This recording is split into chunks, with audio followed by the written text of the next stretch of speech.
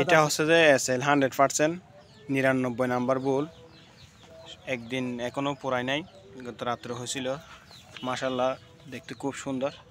দেখুন বৈশিষ্ট্য একেবারে শাহিওয়ালের যেগুলো বৈশিষ্ট্য থাকা দরকার মাশাল্লাহ সব কিছু আছে। এই গাভী হচ্ছে যে এটা, এই গাভীটাকে দিছিলাম।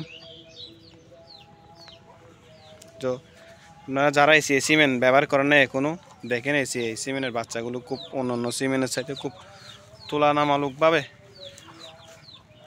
অনেক ভালো। দেখুন যারা এখনো সিমেন্ট ব্যবহার করেন নাই, দেখুন মাশাল্লাহ অনেক সুন্দর বাচ্চারা।